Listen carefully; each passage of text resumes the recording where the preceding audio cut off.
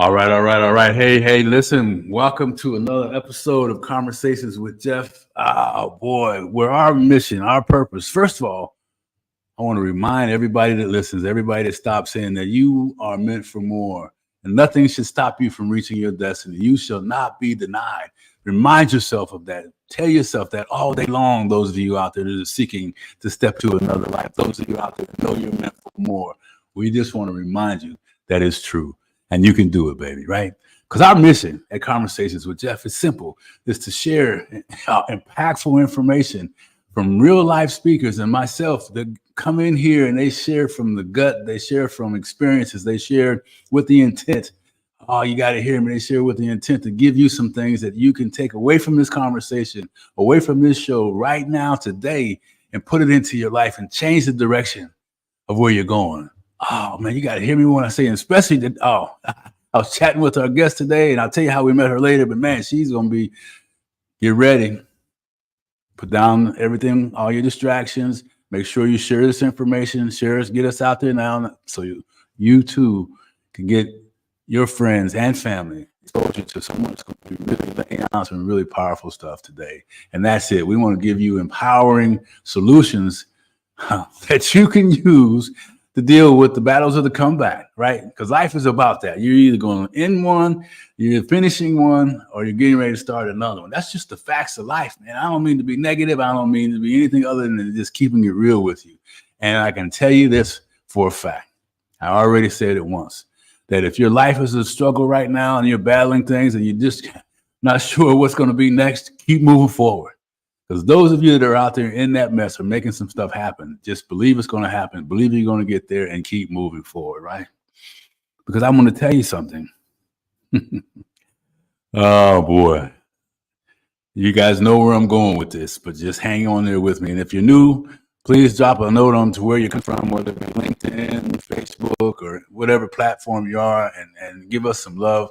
We really appreciate it, and make sure you share this information. But I always like to go this direction for just a minute. Because here's the thing. This is what I believe. And I am Geoff Tyson, known as the King of Comeback. I got that name from people that have seen me, like many of you, go through all kinds of crazy stuff in life, from early childhood to middle age to the mature age I am right now. But we keep moving forward, right? I kept moving forward. And so, you know, and what I used and what I believe in, I get so excited about, because everybody, look, we were all born the same way, right? I say, and what they say, naked, dumb, and speechless, right? So that's a fact. So check this out. Now we all have been given a gift. And that gift is the mastering, being aware of, and then mastering and changing the conversation you're having with yourself about yourself. I'm going to say that again. The conversation you're having with yourself about yourself, that chatter, right? That internal narrative, that internal messaging that is either lifting you up each and every day and raising you above all the craziness in the world, or it's keeping you down, restricted, right? Tied, hands behind your back in a fight because you're listening to things that no longer exist. Right? You're listening to things that you know can't control. You're listening to things that other people have told you. You guys know what I'm talking about. I have to give you an example of my life. Hey, that little boy that people said, man, you are the goofiest looking kid. You have the biggest head. I have a head. My head was about this size when I was a kid, right? This large cranium on this really skinny body and big ears. I believed all that stuff, right? So all that messaging from early childhood to yesterday's mistakes. What do you do about it? Simple. Become aware of it. Understand that it is really an obstacle in your way. Understand that you can become aware of it, right? Begin to pay attention to it. And then, you know, like I did when I first started doing these things, right? I mean, I've been at this for about 30 years and I've helped hundreds of people with this process. But when I first started doing this and I was committed to it, oh man, I would have this thought and I would say, no. Like, no matter where I was, people probably thought I had Tourette syndrome, thought I was nuts. But listen, it helps. So however it is for you, become aware of it, make that adjustment, and then begin to replace it, right? begin to understand that you don't need anybody else. But my guest and I were talking just before the show about you don't need anybody else. You don't really need me here today, to understand that you are worth it yourself. You as a person can make all the difference in your life. And mastering the conversation with yourself about yourself is key. No more stinking thinking. No more stinking thinking that blocks your next level. No more stinking thinking that raises all of the bars around you so you don't feel like you can escape. No more of that. Begin to change the narrative in your life by changing the conversation you're having with yourself about yourself. So when you look in the mirror, I always like to ask, how was it this morning when you looked in the mirror? Who was looking back at you? Was it your cheerleader?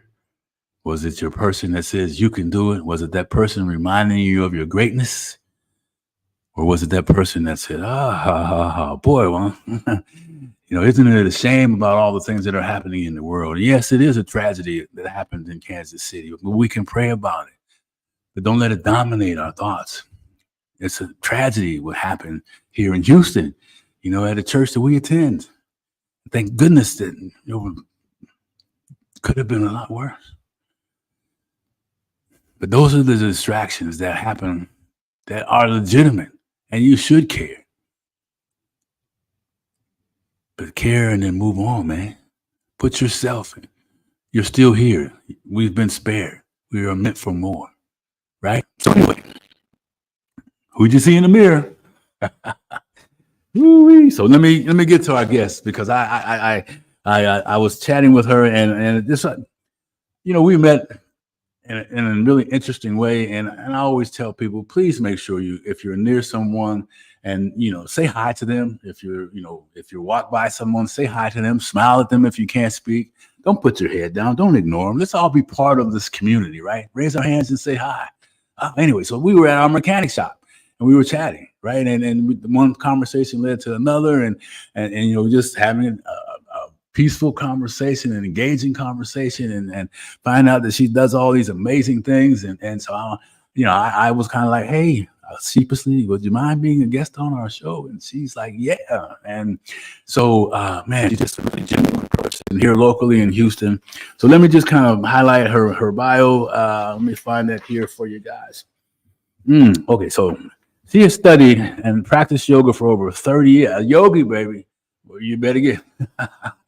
Hey, we all need that, me included, right? So over 30 years and taught for over 24 years. Her research and education in yoga is based on classical styles of philosophies and has been greatly informed by many inspirational teachers and leaders in the field of yoga. In addition, she's attained an MA in communications with a certificate in conflict resolution, leadership, and meditation. We all need some help with conflict resolution. Right, I know I do, right? And then these disciplines she uses these to inform all of her clients to interact and support their own and help support their own growth, grown personal growth, and integrative wellness. Her goal is to provide programs and develop protocols that allow people to experience wellness in all aspects of their life. Her work is based on the knowledge that we are so much more than others see. We are so much more than we see ourselves and when others see us. She's a staunch advocate for integrative health initiatives, furthering the future of yoga therapy as a recognized profession and supporting her clients in assessing their own wisdom through holistic therapeutic support. In addition to her business in Houston, she serves on 2 committees for the International Association of Yoga Therapists and volunteer regularly providing yoga for women in recovery in the Houston area. Ladies and gentlemen, let me bring to Conversations with Geoff, my friend here in Houston, Nancy Martch. Good morning. Hey, good morning, Nancy. How are you today? I'm great. It's a beautiful day. It is. And thank you for taking some time out of your busy day to spend with us today. Absolutely. I'm glad to be here. We did have a nice little conversation at the mechanic shop that morning. It was a lot of fun. It was. I mean, it was just engaging, and it just, it was. I think people need to do more of that. Definitely. And we ended up. The gentleman came in behind us. He was chatting, so the whole, we could have had coffee at the mechanic shop. Right. Yeah. Well, and one of the things about that morning was I had realized, because of COVID, that I had gotten out of the habit of just going and being out. Yeah. So earlier in the year, I decided that I was going to make the effort to, Mm. go out and shop and go, be in public spaces more Yes. often. And then we bumped into each other. So that was fun. Yeah, it was, and we've kind of done the same thing. Still people are suffering. I call it the COVID hangover. It's still, Yeah. yeah, and it takes you all kind of hold your head thing. But yeah, I agree that it was a great time to do that. So listen, we were chatting about some things before the show, and I think what you were talking about was really relevant. But I for the time we have, and we, as I said earlier in the show, that we're here, you're here to share some experiences and then leave some empowering solutions for folks. Let's just kind of get to some things in life that were maybe a little dicey, and kind of, I think we talked about life at 40 and how that may have changed, and then we can back up from there. Okay. So I grew up in a home where there wasn't a lot of room for experimentation and, expression, self-expression. And I learned very quickly how to assess what was expected of me and to provide that, which kept me out of trouble. I had good grades, and I basically grew up and did everything I was supposed to do. Went to college, got married, had children. And then when I moved into my 40s, which was really a wonderful decade, my kids were getting older, and we were just enjoying family life in Colorado. And at the age of 46, I was diagnosed with stage 3 breast cancer, which was very much a surprise. I was a yogi. I was, a clean eater, a distance runner. From the outside, my life and my health looked great. But inside, I was struggling emotionally. And clearly, I had this cancer diagnosis, which no matter what's going on in your life, when you hear those words, everything comes to a dead stop. And so that was my big wake up call. And things continued to change after that. Yeah. I'm glad you shared that, because I know what you mean exactly. For those of us that have had a bout with cancer, it is kind of a whole different thing. But you said something. If I could back you up just a minute, you talked about all that stuff about your life, but in that too, you realize that some of that was you weren't fulfilled in your life, and you were kind of more like people pleasing and really kind of following all of those rules, but those weren't rules that you felt spoke to you, right? I mean, it wasn't Right. And when you are a people pleaser and something of a perfectionist, I call myself a reforming perfectionist. You figure out what you can do to stay out of the line of fire, which means, you play everything safe, but that also means you're not really living out what you want. You're just taking care of everyone else and making sure that, you're on the straight and narrow. So it can be a very inauthentic place, and very emotionally barren. Yeah, because I mean, I look, I understand what I hear you saying is kind of like me, kind of like the dressed up garbage can. Everything on the outside looked really well, but on the inside, it was all those stuffed feelings and pain and disappointments throughout life that weren't expressed. Well, and it's, the frustration of Yeah, never doing what you really want to do. yeah, And yeah. that's, I believe as human beings, we're here to express the gifts that we've been given. And when you spend your whole life trying to please everyone else, that's impossible to do. Yeah. And I think it wears on us internally. It shows up in other ways, and without getting it out there, your body, that's a way of waking us up. Right. Yeah. And I think that, a big part of this, a big part of my developing cancer over years was the stress of living in a situation where, my needs weren't expressed or met, not being able to live authentically, and not being able just to be me, and that's a lot of stress to carry inside your body. Yeah, because at what point, if you think back over, at what point, Nancy, was it like finding out that, man, wait a minute, this life I'm living, this is not really real life for me. And so Well, yeah, I think, I had definitely figured that out a little bit earlier, but it took okay. me, I was very reticent to change things. I was married. We had a very nice life. My children, I was very reticent to uproot my children, by separating from my husband, just all of that kind of thing. So I was aware, I was miserable, but I wasn't ready to take action. And once I went through cancer treatment, which took over a year, I came out on the other side, and with a logical understanding of, wow, I've been given a second chance in life, and I should be very, very excited. Yeah. But I wasn't. I felt very, very empty and very, very depressed. And so I knew that there was something very, very wrong that I had to address. And at that time, I went back into counseling, and, I'd already, I had my cancer therapies, and then I blew out my ACL skiing, and I had to have surgery for that. And then I had a slip disc in my back, and I had to rehab that. So all this stuff is going on at the same time. And then I started graduate school, and suddenly everything just opened up. Wow. I did end up getting a divorce and moving out of the home that we had shared for a long time. And it was the hardest time in my life. And it was also the most rewarding time of my life, because I finally came to understand that I was worth the effort to save. Man, I got chills because I'm listening to your life, and very similar, parallels mine a lot in terms of, living within hiding behind the garbage can, and then finding out, man, when things change, it was like, uh-oh.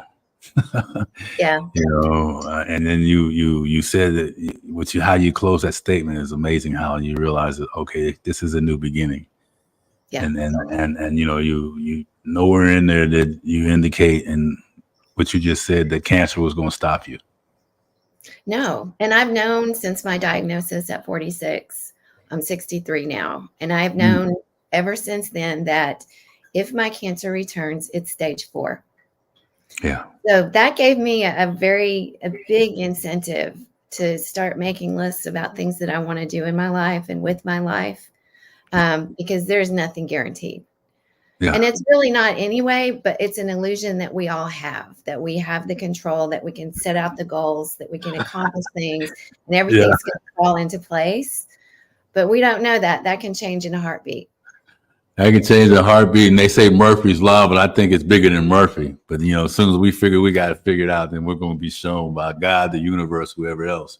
Here's whatever you want to call it, it's going to show us the way. So, yeah, my therapist that I went to at that time, and I highly recommend therapy for everyone. She would tease me and say, God gave you little hints along the way and you wouldn't listen. So he had to club you over the head with a big giant stick to get your attention. I love it. And that's so true, right? And that's part of what we were talking about before about, he only gives us what we can handle. And sometimes we don't know. Yeah. Sometimes we don't even know what we need. Don't even know what we need. And we think we do, and we got all this. That's what you were talking about. Have all this figured out, and it's so far away from what we really need, right? So now you've got this, and I think you shared, all those other things, plus your family, divorce, and all of that. Yeah, it was really, really difficult, and I would never recommend divorce to anyone. I know even if you think it's in your best interest and it's what you need to do, which was the situation that I'm in, it's heart-wrenching and it's really hard, and it affects everyone in the family. So it's a very, very difficult time. Yeah. And, and for different reasons, but it also, forced me to really work on my mindset And as we were talking earlier, you know, those days when you get up and you're not sure what's going to happen or what you can do to make things better. All you can do is get up and move forward. Yeah. You know, one step at a time. Yeah. You know, and that's where the yoga, the routines that I have built up over the years with meditation and breathing and the asana piece, all helped me because I had something to rely on to structure my day that I knew was in my best interest, that would be a good self-care for me. Yeah. And when I went into my oncologist the first time, and I know you've been there, those conversations you have, when we started talking and he found out that I was a yoga teacher, he said, "Oh, well, this is great. You have all the tools you need to get through this." And I wasn't totally convinced he knew what he was talking about, but it was the same thing. I relied on my practices and, you know, the importance of, you know, connecting with my children and being with my family and connecting with my friends. And those were the things that really got me through. Yeah.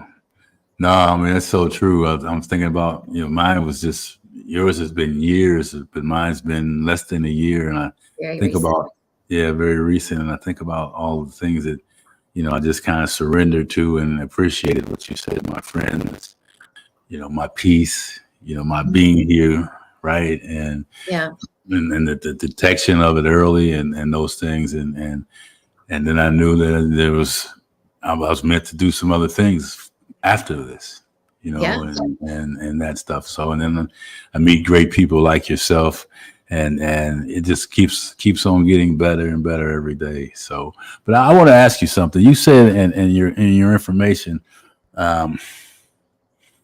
there's some things that you do. I'm trying to find it.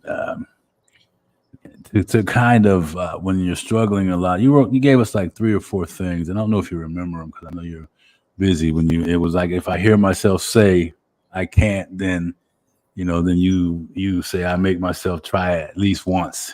Oh yes, okay. So So I decided several years after my divorce. My father had Alzheimer's disease, and he was fairly advanced at the time. I was living in Colorado. He lived here. Okay. So I moved, which was very hard to do. My kids are still in Colorado, but I wanted to spend as much time as I could with my dad. And I did, and he passed away in 2014. And I am so thankful that I did that. But at some point during that process, I heard myself say out loud to someone, "Oh, I could never do that." And I realized that there was a fear response behind that comment. And I just decided in that moment that if I ever heard myself say that again, that I was going to immediately look at that and go do it. Try it once. Doesn't mean I have to like make it a hobby for the rest of my life. But I would at least go explore that, figure out a way to do it. And then just so I could know that I could do it. And that really builds up your confidence and your willingness to put yourself out there and try new things. Yeah, that's why I liked it. It was kind of like you just decided. And the other thing about it is then you don't have to wonder what if, because you've done it. You know, what would have happened? You know, right. And you get yourself in some really interesting and fun situations, and you meet interesting and fun people.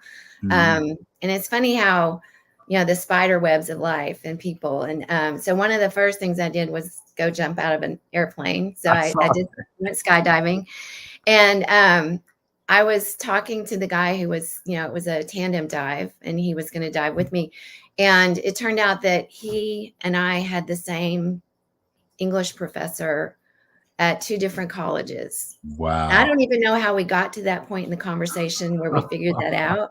But it was funny because we had this little connection from some other part of our lives that came together in that moment. So it was really sweet.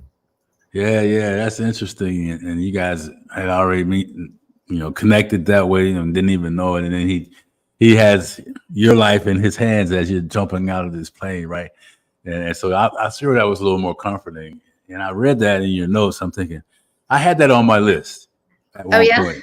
And then I thought about it for just like 30 seconds. And then I said, my excuse is I'm afraid of heights. And I think I I kind of, I'm like, I get woozy at certain levels, but I think that would be just so invigorating to just sail down. I mean, we watch them down in Galveston come land, and it's just, man. Well, I will say it was nothing like I expected. And it was just like, to me, the hard part of that was just getting myself to the plane. Yeah. Once I got on the plane and the plane took off, it's like I was not going to go back down in the plane. So I had to, right? So I think you have to figure out like what is it you have to get through to take it all the way. Yeah. And so for me, it was the plane. Other people, it was actually like jumping out the door. Yeah. But we all survived and had a great time, and it was fun. That's awesome. So that's one thing you say you do, and then another one was look for opportunities for self-expression. I don't know if you remember that. Yes. And I think that was part of you really kind of hiding behind your self-expression for a long time. Is that? Well, there's that, and then just not even losing sight of who you are. When you live for other people long enough, you just forget who you are. And so part of the experimentation and trying new things is to figure out what really sparks my interest and what doesn't. I loved skydiving. It's a very expensive sport, and it's not where I want to put my time and money. So I did it. It's not going to be a big part of my life anymore. Right. But when I went to graduate school, I was very because of the timing and everything, I was very beaten down emotionally. I wasn't feeling very confident. And when I got into that first class, they said, if you can't get up here and argue your points and, be an active part of conversation, you're not going to make it in grad school. So I realized I needed to do something really quickly. So I joined a Toastmasters group, which, was one part. And then I joined a class in improv. Okay. And that was really tough. That is still very tough for me. I did improv up in Denver, and then I've done improv here at Station Theater.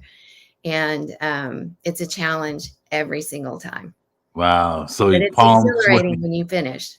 Yeah, when you're done. So when your palms are all sweaty and all that stuff. Yeah, but one of the great lessons of improv is that you realize it's not all about you. Yeah. Wow. It's really not. Improv is a team effort. And, you're out there to support your team, and they're out there to support you. So even if you make a mistake, somebody's going to come in and help you out. Yeah. So you learn to rely on other people. And then you also begin to understand that, you can't make or break it.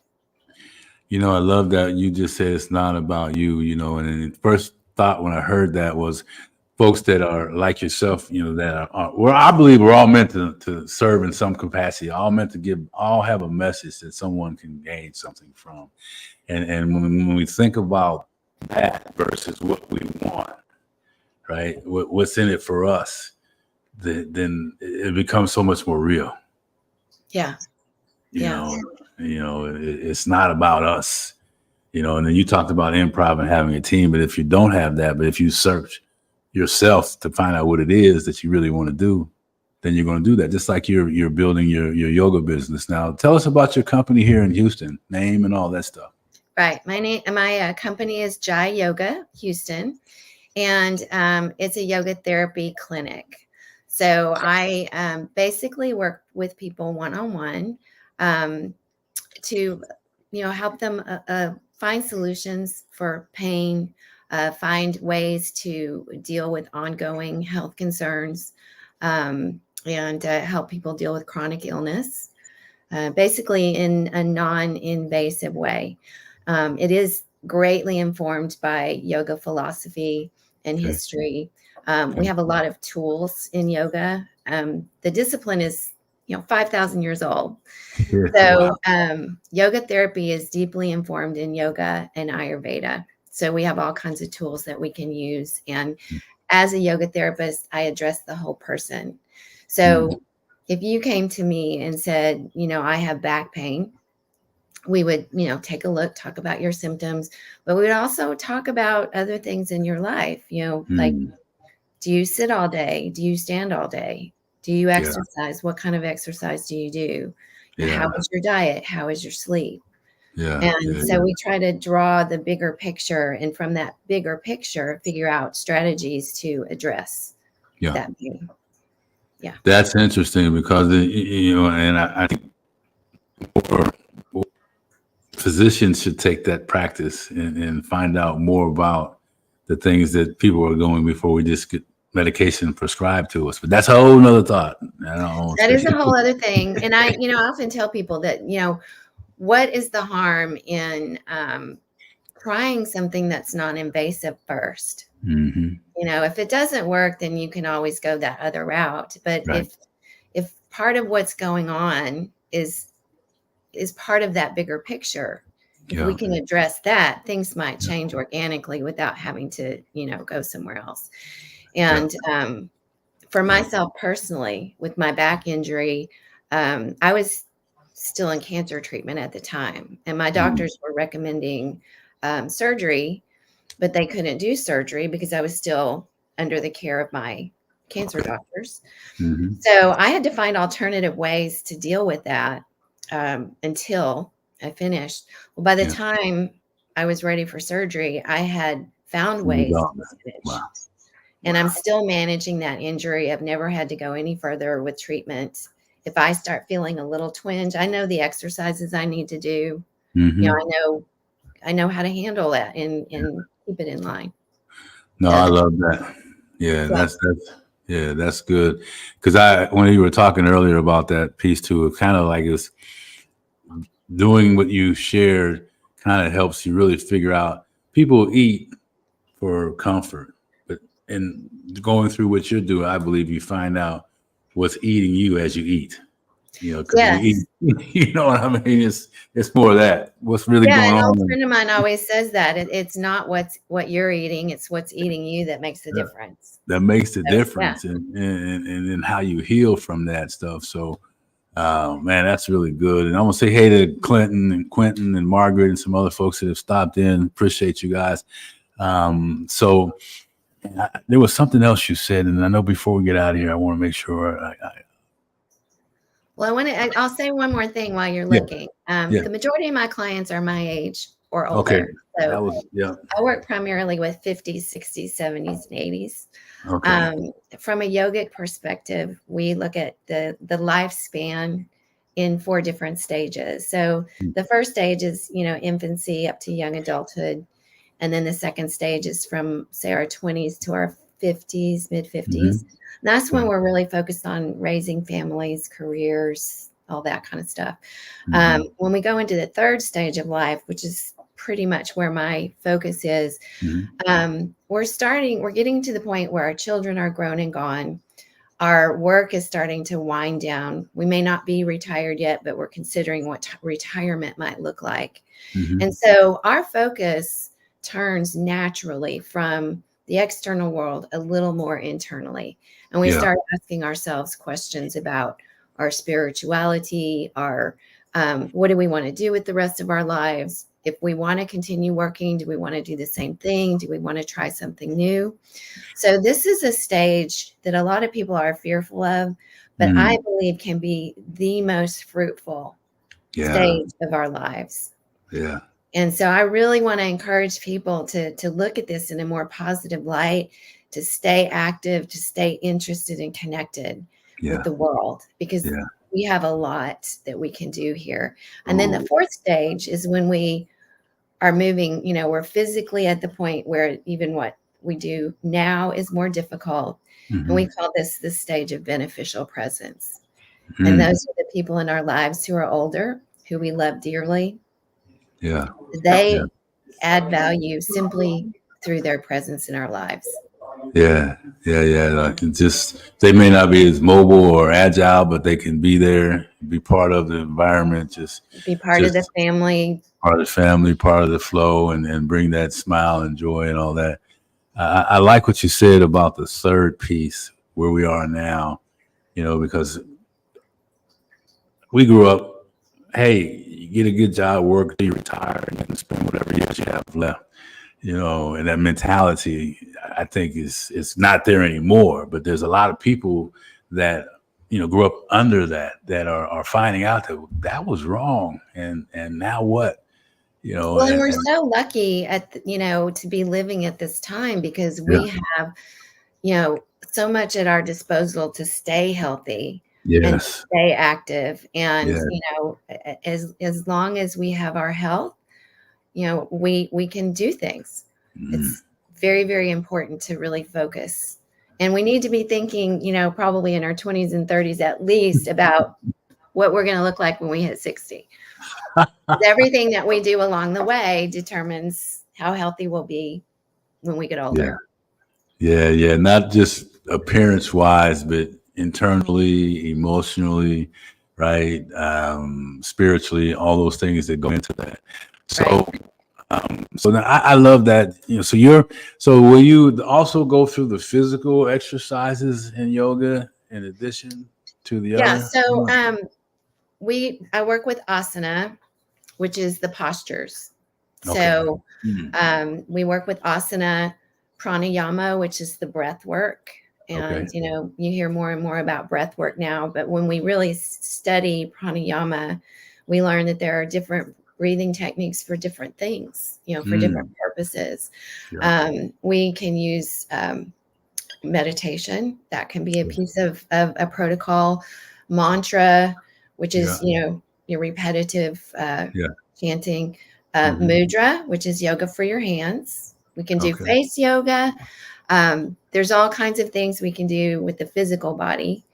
And of course, it's all connected, right? Yeah. And we also do, we can also do yoga nidra, which is very popular with a lot of people because it's a deep relaxation technique. Some people call it yogic sleep, but it's a guided meditation that, dives deep down into, the psyche to support change. Yeah. I love that because, my process with the, surgery in the abdomen in that area, I've gone through, I understand a lot more detail, the diaphragmatic breathing, and then, connecting the mental piece to that part of it. And that alone has been just amazing. So when I hear you talk about some guided things, and I've had experiences with meditations and that, and I just hear you talking about, man, you're really kind of getting us all set physically, emotionally, and spiritually. You're connecting all of the things together in our body, so we're just ready to go, man. Yeah, and this guided meditation I'm talking to really kind of speaks to that, what you're calling stinking thinking, because one of the things that we can work with is our thoughts, and how do we develop the thoughts that are supportive rather than the thoughts that tear us down. Because that inner critic is a very loud voice for most of us. And just becoming aware and noticing when that pops up is half the battle, because if you're aware of it, you can change it. Yeah, that's you just took closing lines. You just it's so true. That's why I get excited about it, right? I mean, and I was joking earlier, but I wasn't. When I became aware that this was going on and that this could change my life, I would be that, because you have to be committed to change. You have to be that willing disruptor of your own life, right? Right. I mean, you have to be that person that's, all right, this is enough, right? And then it's a practice. And I wrote down, practice being consistent, practice being patient with yourself, practice being loving with yourself, and all the things that you're talking about in your profession give us even more tools. Right. And, we have a joke in yoga that it's called a yoga practice, not a yoga perfect. Because every time you show up on the mat, at work, in your family life, you show up as a different person. Yeah. And so, we change constantly as we get older. And so we practice over and over and over again, because we'll never reach perfection. Yeah, that's right. That's right. And it's all a practice. Yeah, it really is. You know, I mean, it's a practice and forgiveness, practice and consistent practice. Get in the gym for everything. I'm a gym guy kind of, so I just apply that to anything else that we're talking about here. So, Yeah. Man, listen, you said something here. Learn to listen and follow your gut. As we wrap this up, I mean, you're kind of talking about it now. You're talking about the meditation. You're talking about all that. But the gut, you hear him talk about it a lot. I knew I should have did that. That's what my gut told me. I knew I should have done this when my gut told me. What is it? Talk about that for a second as we wrap this up. Well, no one knows better than ourselves what's best for us. And we are conditioned from a very young age to listen to the advice of other people, listen to the demands of other people and the needs of other people, and to meet those, in the process, to me, part of becoming an adult, part of moving from the child through the teenager to the young adult is learning how to distinguish between the conditioning we've received and the essence of who we truly are, in a way that's healthy for everyone. Yeah. We don't want to be destructive about it to ourselves or to anyone else either. Right. But that's part of growing into who you were. Now, from a yogic perspective, we come into life already perfect and whole. We're the person that we are going to be when we're born. Yeah. And then we're distracted by all these other demands, cultural, family, school, there's all kinds of places we're getting messages from. Right. Yeah. Yeah. No doubt. And those distract us and pull us away from our original essence. And then when we come back to, trying to honor who we are as a person, in many ways, we have to shed those conditioning factors that we picked up along the way and bring that awareness back into who we are as a person. That essence is our gut. Yeah. And that essence tells us what is best for us. Our difficulty is figuring out the true message. Because we're surrounded by the distractions and the demands of others. And then we have this little voice inside that says, no, that's not what I want. Yeah. And then we have to figure out, can we honor that? And if we choose to honor that, how do we do that? How do we go about that in our lives? Wow, that was fire. Well, I mean, it's really, you hear it all the time, man. I've been wanting to do X all my life, and I finally did it, or I'm still stuck on trying to do this one thing, and it's just a whisper. Yeah. Right. But it's consistent. It's there. I mean, and it reminds us of that, and I was listening to you, and Isaac said hello. Isaac, good to hear from you, man. And thanks for stopping in and just, thinking about what you were saying. And this is a prime example. Being here today with you was something that I've put off for 25 years. And it took COVID to say, okay, I didn't know I was going to end up here from what we started, but I knew I wanted to. Yeah. And it kept whispering, and the whisper got a little louder. And then, and we talk about being bold and being brave and not willing to worry about sucking at something new, because that's what's going to happen. And just like you said, just put one foot in front of the other. Right. Yeah. And half the time, I think, when we start out with an idea, like your idea pre-COVID, it was an essence of an idea. You probably didn't see this exact situation that we're sitting in today, but you were able to take a step that brought you to a new opening, a new horizon that you could explore. And I think that's, what's so exciting about being our age, that, that's all we have to do is take that little step, and the rest is going to open up for us. Yeah. We just have to trust the process. Trust the process. Trust is in the journey. Trusting is It's so key. Let it go, and some say let go and let God. Some say let go and live, and wherever it might be for whoever you are at this point in time. The whisper in the doubt. Yeah, Isaac, that's right, man.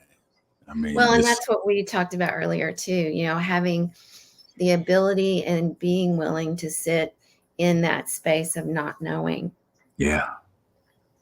Not knowing what the next step is necessarily, but just sitting there and allowing something to come for that essence inside to rise up and say, take this next step.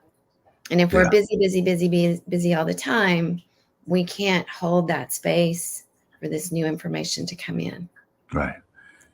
And that's where meditation and all of these, practices give us that time and space to really listen. Yeah. Well, they say it's the time of meditation is when the answers are given to us if we sit still long enough to listen. Yeah. Say, listen, I've kept you a little way longer than I should have. So I appreciate this. Really so fun stuff. I'm so happy to be here and appreciate you so much. Yeah. You just don't know. I mean, the people need to listen to this and report it. I encourage you to share all this information. So as I bid farewell to you, what can you leave with us that you haven't already? I mean, you got a bunch. I have notes and scribble all over my pads. What would you like to leave with us, Nancy, that we haven't touched? Well, first of all, as far as my business is concerned, you can reach me. You can reach out to me, Nancy Martch. It's Jai Yoga Houston, and I'm located at Jerry Ashford and Briar Forest in West Houston. And you can call me at 713-397-8877. I do offer a free 30-minute consultation. So that gives us a little time to get to know one another, kind of talk about what's going on, what you would like to explore or achieve. And then I can give you some ideas of how we might start. So that's available. And on a broader picture, I would just say, I hope everyone out there can open up their heart and their mind to exploring the possibilities wherever they are in life, exploring the possibilities of becoming more themselves and expressing themselves more, because that's what we need from everyone. Yeah. I mean, don't hold it into keep it to yourself. No, we're all filled with gifts. We came into this world with gifts. And so please share them. Please share them and know that it's possible. Take the I am off of impossible and just remember it is possible. Yeah, it's always possible. It's always possible. We're the ones that get in the way. Nancy, listen, thank you so much. And I'll put your phone number in the chat and spell your business name for me. And I'll put that in the chat so people, it's J something, I believe. J-A-I. And J is a Sanskrit term for victory, meaning victory in all pursuits. I love it. So J-A-I yoga, J-A-I what? J-A-I yoga Houston. We'll drop it in the chat while I have you here so people can reach out. And wherever you are in age, wherever it might be, I would really encourage you guys to reach out to my friend Nancy. It's been fabulous. It's been great. Really enjoyed it. And thank you so much. And maybe we can coach you into coming back with something that maybe a little workshop or something around what you do, some fundamental things that people can begin to do. I would love to share. Absolutely. Man, that'd be awesome. All right. Well, listen, thank you so much, my friend, and job well done. Thank you, Geoff. See you soon, I hope. Yes, ma'am. Bye-bye. Bye. Bye. All right. Hey, listen, it's crazy how we met, right? I mean, all these things I talked about earlier and at our mechanic shop, and who knew that this woman possessed all these things and the gifts that she has and the willingness to come show up here today and spend almost an hour with you guys. And so please take advantage of her experience and have a call to her and you never know. you do know if you never tried. But boy, those of us in this 60s plus, the 60s is the new 40, man. I mean, it's time for us to take care of ourselves. It's time for us to understand the power of holistic healing and conversations with ourselves and meditation and the circles that she's talking about. Because we don't have to pack it in now, baby. We just started, right? So do the things that are necessary to make yourself have a better life. Deep motivations are possible for all of us. So I want to say, what you focus on the longest becomes the strongest. So let's begin to change what that is that we're saying to ourselves every day. Because what we say we focus on, whether you know it or not, what you say changes our energy level, whether you know it or not. What you say determines the outcome of our day. So this thinking, that's got to be something that you pay attention to. It's got to be something, like she said, become aware of and then begin to change it. Oh man, you don't have to have any money. You don't have to have any education. You don't have to have anything other than the willingness to know that what you say and what you do is a direct correlation to the message that you're giving yourself. Oh, in addition to all the other noise that's going on in the world, man. I mean, I know what it is. When I first started, I didn't really want to look at them. I didn't want to face me. I didn't want to face the possibilities of some of the things that were in there. But that's okay. I said, practice forgiveness, practice, some love for yourself, and know that you're worth whatever it is that you feel, whatever it is that you think you need to hold on to. Let it go, and find a community that you can be a part of. Change that thinking. And I said, what did I say here? I had something I wrote down. Look at this. People that are chasing success, people that are thinking you have to do all this thing, you got to do the work. And it says here that the only place where success comes, listen to me, the only place where success comes before work is in the dictionary. Those of you that are fretting about not achieving things yet, have you done the work yet? It's about the work, man. Fidel Sassoon said that. Check out that man. He's been through some things, right? So don't get all discouraged. Don't be all disappointed. It's because of where you are. Begin today to see yourself in a different way. Begin today to take advantage of some of this information that Nancy shared today. Go back and replay this thing, man. There's a ton of little things in here, right, that you can use.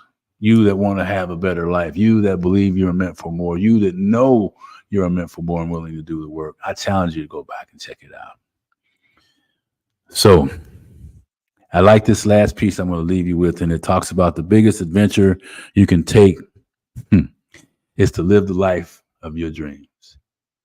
And that's my powerful, Oprah Winfrey says it. The biggest adventure you can take is to live the life that you dream about. Let's get busy living that life. Let's get busy changing that thinking. Let's understand that the power is in the comeback and you are meant for more. Hey, listen, I got to go. I've been here way too long. Appreciate everybody showing up today. Share this information. Isaac, man, I appreciate you. Stev, Margaret, all those other folks that showed up. Keep coming back. Appreciate you. Live hard and love hard. See you on the next episode. Bye-bye.